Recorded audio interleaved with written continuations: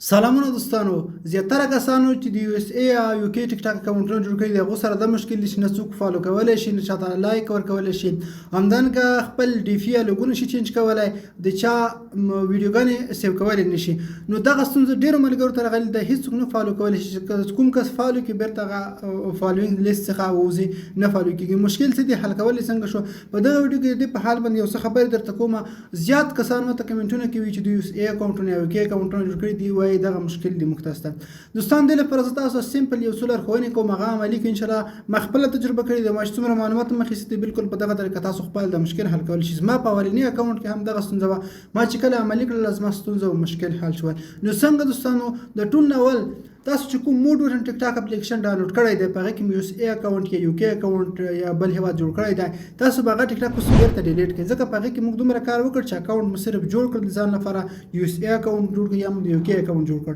هغه موډ ورن ټیک ټاک په تاسو ډیلیټ کړئ او لاړه به شئ پلی سټور څخه به خپل اوریجنل ساده ټیک ټاک اپلیکیشن ډاونلوډ کړئ کله مو چې هغه ډاونلوډ کړ نو را به شئ په هغه کې به خپله همدغه آی ډي بیرته لاګین کړئ کله مو چې لاګین کړله اوس به تاسو دوستانو داسې کار وکړئ چې تر 3 ورځې پورې به تاسو ډېر عادي فعالیت کوئ صرف ویډیوګانې سکرول کوئ دغسې یا هم تاسو راشئ دغه موبایل یو خوا د خپل موبایل ویډیو باندې لنګ پریس وکړئ لږ وخت لپاره لږ ساعت لپاره دلته سکرول اټو سکرول اپشن راځي دغه کلیک کړئ ویډیوګانې د خپله سکرول کېږي که تاسو چېرته مصروفه یاستئ څو ورځې عادي فعالیت وکړئ لایک چاته مه ورکوئ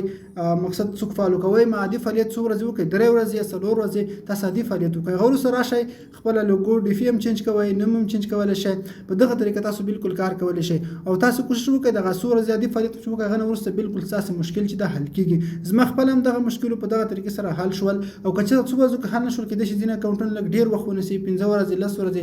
خو حتماً په وروسته فعالیت سره ستاسو دغه مشکل چې دی حل کېږي تر 3 ورځې پورې تاسو ما ویډیو ما اپلوډ کوئ څوک لایک کوئ ما څوک فالو کوئ ما ویډیوګانې ما سیو کوئ خپل لوګو ما چینج کوئ عادي فعالیت وکړئ هغه نه وروسته به ستاسو انشاءالله مشکل حل شي نو که چېرته تاسو دغه مشکل په دغه طریقه حل شول موږ ته کمنټ وکړئ مننه